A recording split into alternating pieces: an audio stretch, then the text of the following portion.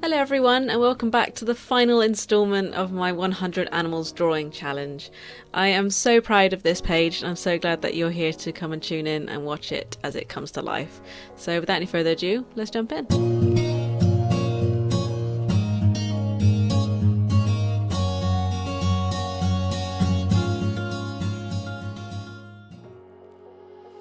So this is part 4 of 4 episodes of this 100 Animals Drawing Challenge. If you haven't seen the other 3, I will pop them in the description or I'll link them in the bar above so that you can go and check them out before you watch this one. Now, I'm really sad that this challenge is coming to an end, actually. I think it's been so much fun and I'm so proud of actually how many skills I've developed whilst working on this series. I 100% believe that I will continue using alcohol markers as I go forward. I think they just look so pretty when you get everything combined together, and actually they seem quite popular. Lots of people that I know or follow me on Instagram really like these, so I'm super happy about that, which is really nice considering I didn't really do them before. So they're a bit new to what my normal audience would see. So yeah, I am glad that it's come out quite nicely and it's quite a positive experience. With this last episode, I thought I'd actually properly describe what I'm doing in each of these sketches. I haven't really done that yet, which is surprising considering I'm showing my progress. So what I would do with each of my animals is I'd start with a little graphite drawing. I usually would do a very, very, very light sketch using my mechanical pencil, which I think is loaded with a 2B lead. So I'd put the pencil lines down really lightly beforehand, just to give a general shape for where I want the animal to look like and where it fits on the page. I'm not making anything permanent until I decide that that's a good fit. Once I'm done with the sketch, I will go in with my alcohol markers. So I've got my alcohol markers to the side of me and I have all the swatches laid out as well, so I can kind of go, right, I want that colour for this animal, which one is that? I make it easy for myself and just get an idea of what colour's what. I've got quite a few markers so it can get quite confusing, and I've got 3 different bags, so God help me when I end up putting the pens back in the wrong bags. I do get a bit messed up, but that's what I do. I start with the sketch, I put the alcohol markers in over the top. I start with the lighter colours. I think that's pretty normal for most styles of creating, is that you start with the lighter colours. And with alcohol markers, I think the benefit is to work fairly quickly with them, and whilst they stay wet, they don't stay wet for very long. That's because the alcohol evaporates really quickly, so you can kind of play with them and they blend quite nicely whilst they're still wet. Now, my Ohuhu markers do come with a colourless blender, so it has no pigment at all. It's just the alcohol liquid, as it were, in the actual pen. And if I've got a colour that I want to, maybe re-wet or something, I can just put a little bit of the colourless blender over the top, and it makes the kind of gradient, more natural. So one thing I'd absolutely recommend if you're new to any medium really, is to swatch on the paper that you intend to be using the material on. For example, I'm using these alcohol markers it's a fairly, natural white sketchbook, but just because of the paper type, I don't know how the pigments are going to look necessarily compared to the paper that I've got in my Ohuhu markers that the pens are swatched on initially. So I always take a bit of paper that I'm using for, say, my illustrations, and I do a swatch beforehand to get an idea of what the pigments are going to look like. For example, what the pigments look like in this sketchbook, they won't look like in, say, a watercolor pad, or even, especially if it's if the page is tanned in any way, that definitely affects the color. So make sure you're swatching before. If you're wanting to be accurate, make sure you swatch before to get an idea of what the pigments look like before you start using them. Another thing I found with using alcohol markers that kind of put me off at the beginning, or worried me at the beginning, was when I was applying colour. Because the pigment is still wet, the marker can look kind of streaky, and I don't know whether this applies to all alcohol markers, but it does for the Ohuhus. I find that it looked a bit streaky when I was putting them down, especially if I was using the chisel tip.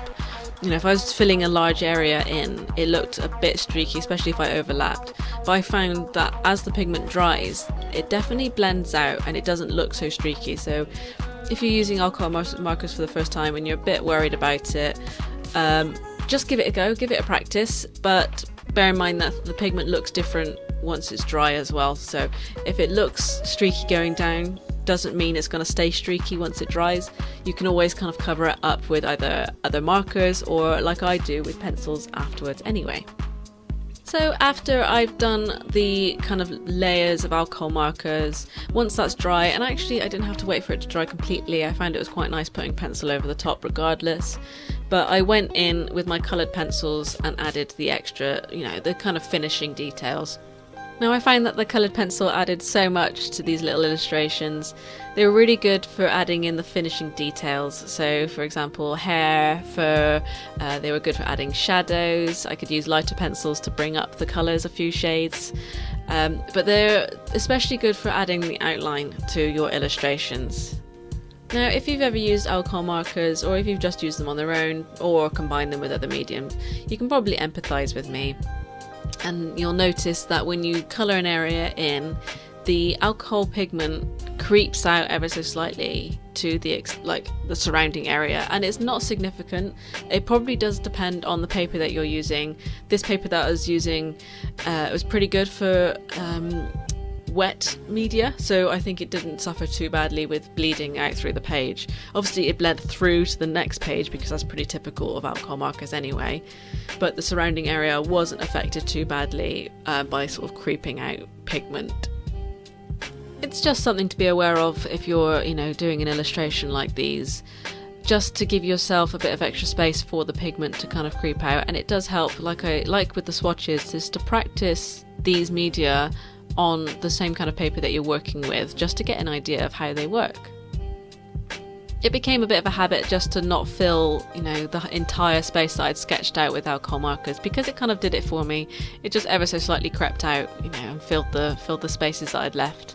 So actually blank spaces in the sketch didn't matter too much, or not blank spaces in the sketch, but blank spaces where I'd coloured with alcohol markers, because it just naturally filled itself out as the pigment dried. All in all, I think alcohol markers are a really versatile medium. You can do so much with them. I love being able to layer up colours. I love being able to make really soft gradients. I think they are just so much fun to use, and if you haven't tried them yet already, I'd really recommend getting yourself some. Now, don't go overboard and buy yourself a ton, because you don't necessarily know whether you're going to like them, and they're not necessarily cheap.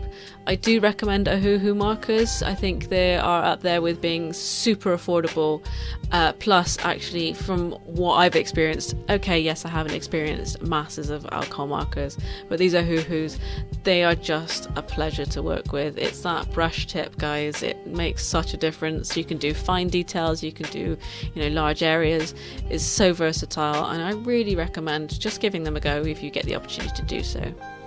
Now, as I near the end of this challenge, I want to make a call out to you guys to come and let me know in the comments below what kind of stuff you would like to see. Now, because I've come to the end of this challenge, I'm working on a few extra things that I can share over the coming weeks, but please let me know what it is you like to see. I want to be inspired, and I want to provide content that you guys, as my subscribers, enjoy. I want to give you as much value as possible. Speaking of subscribe, please do if you're not already. I hope that you enjoy this content. Obviously, if you want to see more of it, subscribe. Give me a like, give me a thumbs up. It all helps. Give me a comment. Everything like that at this point in time really helps boost my content on YouTube. Plus, if you want to get reminded of every time I post a new video, hit the notification bell, all that jazz, all that spiel that every single YouTuber ever reels off. But it does help, it really does help. And if you want to, encourage other artists to produce this kind of content, subscribe to their content. It really does benefit them as the artist, and as a whole, they get to produce more stuff that you end up enjoying, which is, it's a big circle of love. So do give a thumbs up if you enjoy it. And one final thing, I do have a Patreon if you want to come and support me financially. You get a bunch of different perks. It's not just for me, it's there for you as well. Come chat with me on my Facebook group where I do weekly art challenges.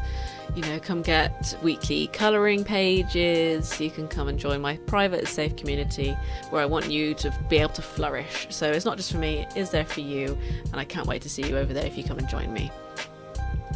Now, just finishing off with a super cute little snail, and here is the finished page. It was such a pleasure to create, and I'm so glad that you've come and watched it with me. I hope you enjoy. Do let me know, as always, what you'd like to see in the future, and thank you so much for checking out my video. I'll see you again soon.